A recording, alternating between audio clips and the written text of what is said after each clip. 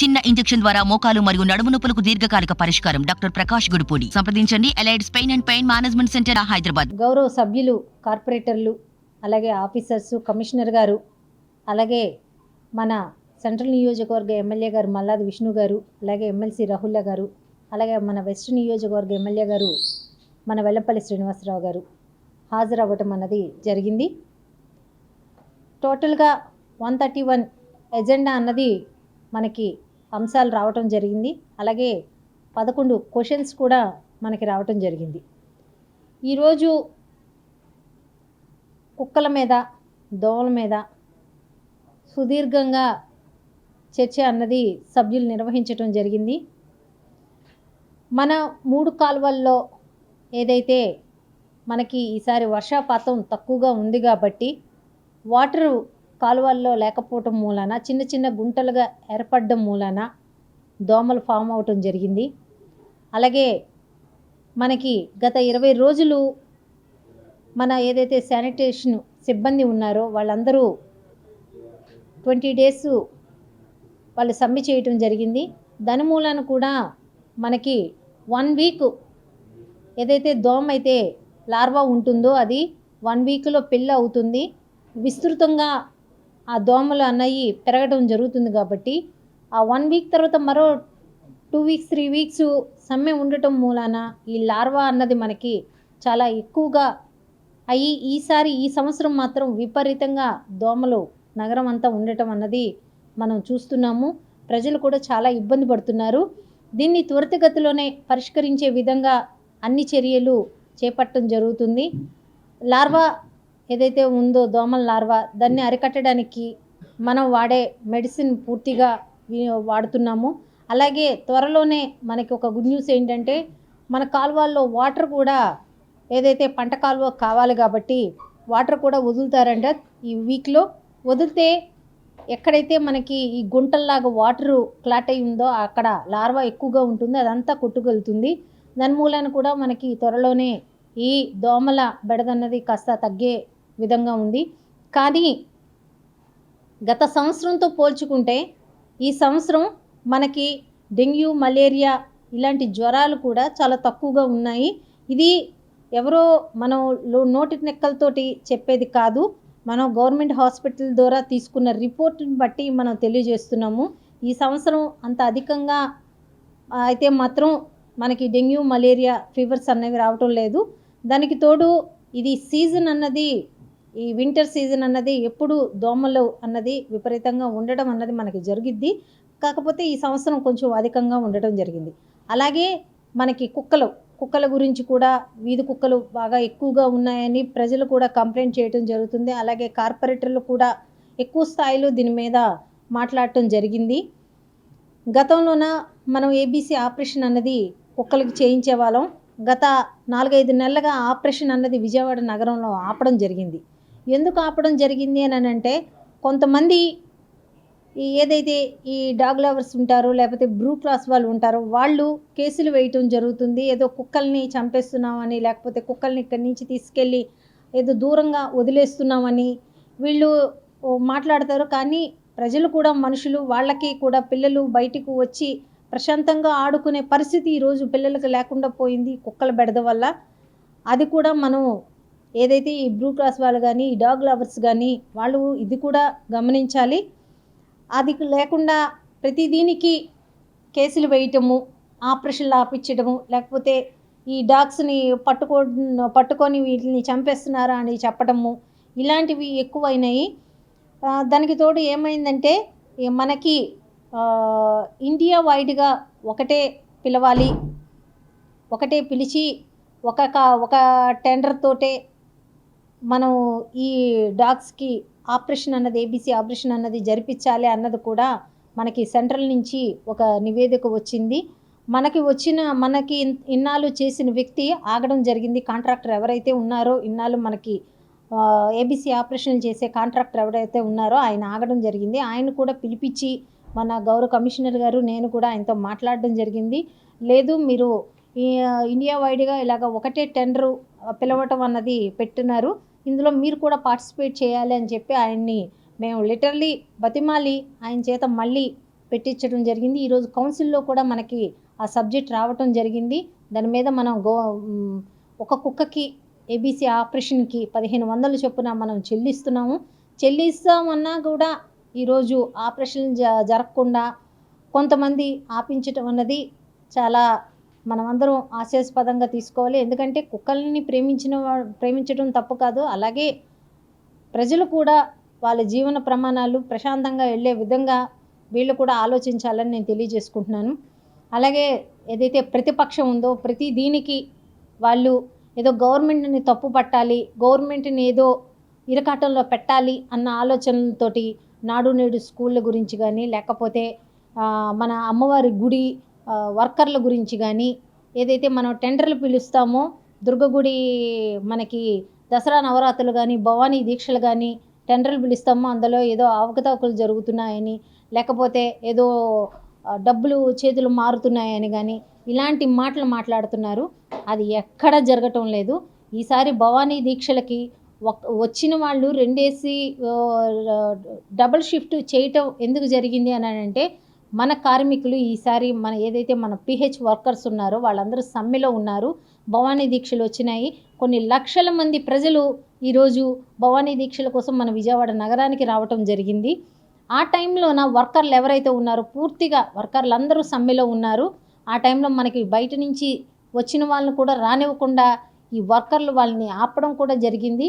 వచ్చిన వర్కర్ల వరకు మనం 1000 మందిని ఈరోజు టెండర్ పిలిస్తే అందులో 200, 300 మంది కూడా మనకి రాలేదు ఈసారి వర్కర్లు. వాళ్ళ చేత డబుల్ షిఫ్ట్ అన్నది మనం చేయాల్సి వచ్చింది. అందువలన ఈసారి డబుల్ షిఫ్ట్ చేసినారు. కానీ గతంలో వర్కర్లు చాలామంది నా దగ్గరికి వచ్చి రిక్వెస్ట్ చేయడం కూడా జరిగేది. మాకు డబుల్ షిఫ్ట్ చేసే ఒక అవకాశం కల్పించండి, మేము సుదీర్ఘ దూరం నుంచి వచ్చి ఇక్కడ మేము పని చేసుకుంటున్నాము, మాకు వీళ్ళు ఇచ్చే డబ్బులు సరిపోవటం లేదు కాబట్టి డబుల్ షిఫ్ట్ చేసుకునే ఒక పర్మిషన్ కానీ మాకు ఇప్పిస్తే మాకు ₹1 మిగులుతుంది అని వాళ్ళు రిక్వెస్ట్ చేయడం కూడా జరిగింది. కానీ దాన్ని గౌరవ కమిషనర్ గారిని నేను ఎన్నిసార్లు తెలియజేసినా ఆయన కూడా ఏనాడు ఒప్పుకోలేదు. వాళ్ళు ఇంతవరకు మన కార్పొరేషన్లో డబుల్ షిఫ్ట్ అన్నది ఈ వైఎస్ఆర్ గవర్నమెంట్లో జరగలేదు.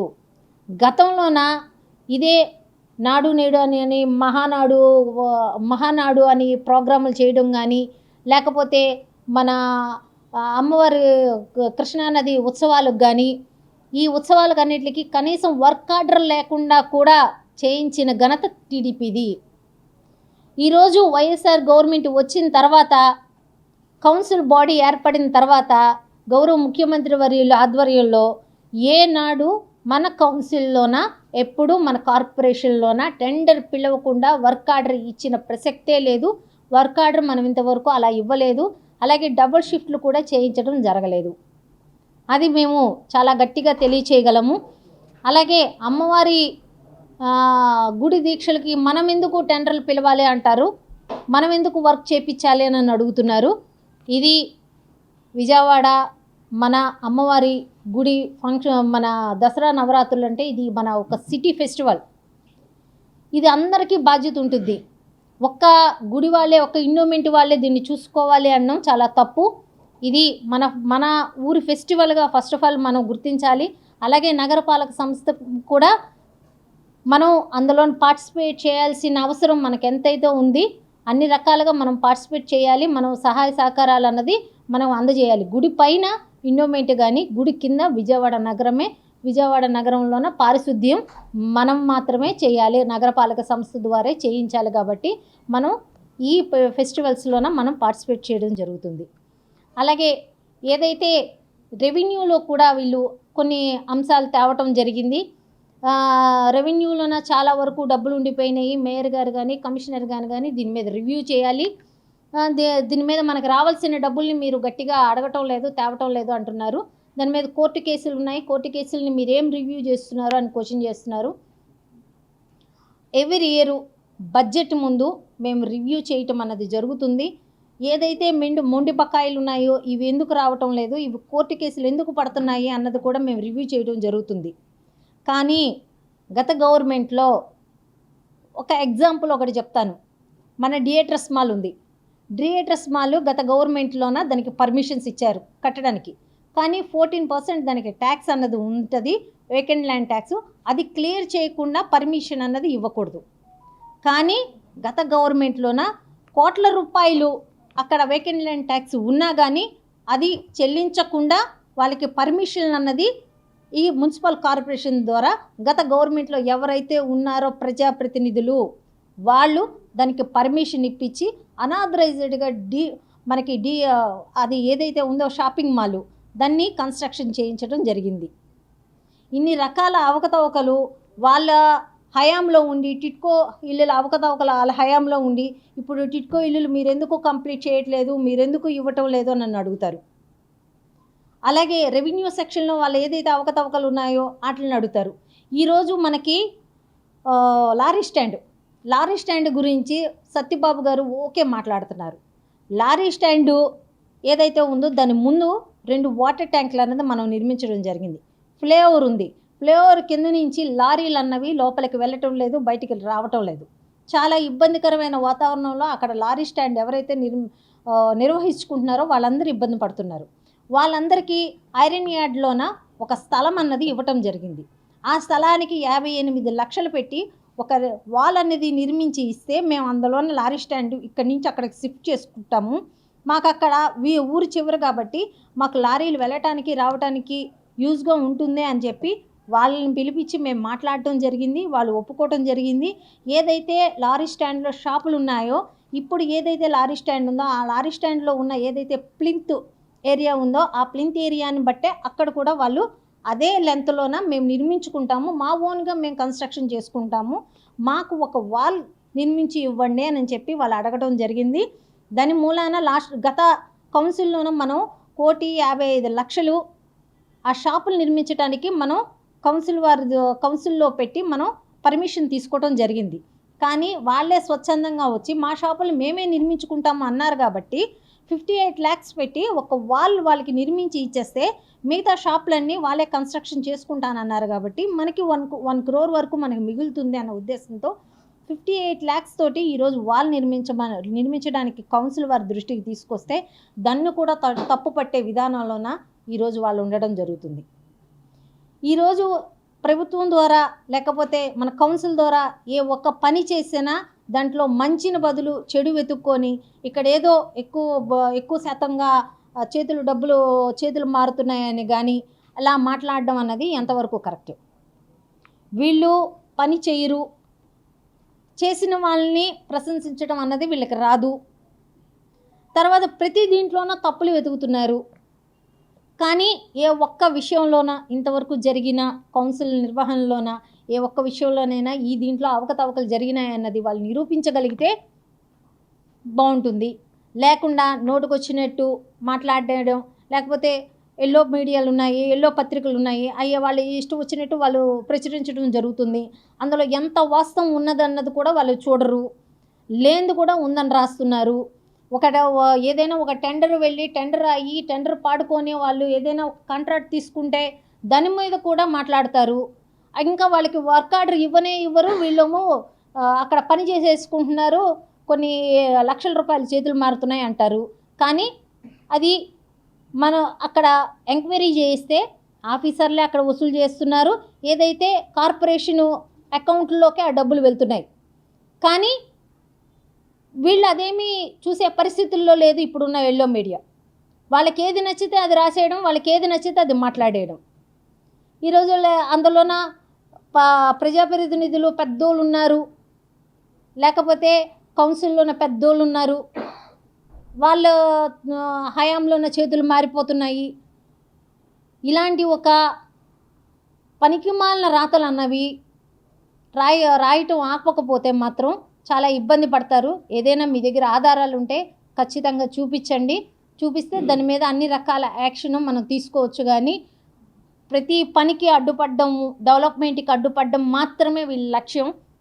వీళ్ళ హయాంలో జరగని మంచి ఇప్పుడు జరుగుతున్నది అన్నదే ఈ ప్రతిపక్షానికి ఉన్న కడుపు మంట తప్పితే ఇంకోటి లేదు.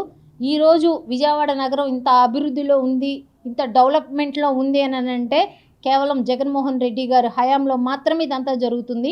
గతంలోన 100 కోట్లు విజయవాడ నగరానికి వచ్చినవి కూడా ఈ టీడీపీ వాళ్ళు చేసిన తవకల వల్ల చాలా మనకి 100 కోట్ల డబ్బులు కూడా దారి మళ్లింపు జరిగినాయి. విజయవాడ నగరంలో ఉన్న ప్రజలు వాళ్ళ కంటికి ప్రజల్లా కనిపించలేదు.